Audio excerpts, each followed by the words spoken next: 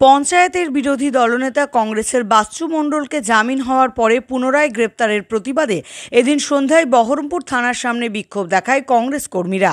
এই বিষয়ে পুলিশ আধিকারিকের সঙ্গে কথা বলতে ভেতরে যান তাঁরা। কংগ্রেস জয়ী হওয়ার পরে বিরোধী দলনেতা প্রচুর ভোটে জিতেছে।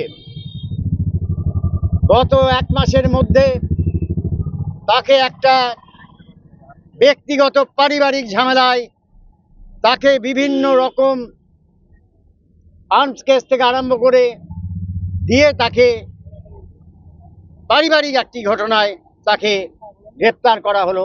সে প্রায় এক মাস গ্রেপ্তার থাকার পর আজকে জামিন পেয়েছে। জামিন পাওয়ার পর মমতা ব্যানার্জির প্রশাসন এবং খোদ বাংলার মুখ্যমন্ত্রী তিনি জানেন এখানে কংগ্রেসকে, অধীর চৌধুরীকে রোখা যাবে না, তাই তাদের কর্মীদেরকে যেভাবে হোক মিথ্যে মামলা সাজিয়ে আবার গ্রেপ্তার করতে হবে। তাই কোর্টে আজকে আবার রিমান্ড আছে, গ্রেপ্তার করছে। এবং কেস কি? জাল নোট। ভাবতে পারেন, সে একটা বিরোধী দলনেতা, এতদিন পুলিশ জানতো না জাল নোটের কেস, নির্বাচনের মুখে জাল নোটের কেস।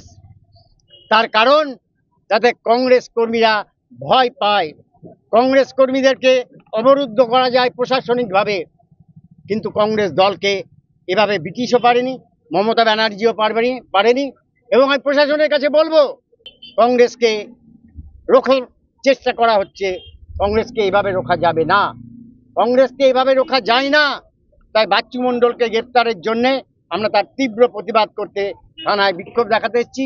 এবং আমরা বলতে চাই, অবিলম্বে তার নিঃশর্ত জামিন চাই এবং তাকে ছাড়া দিতে হবে।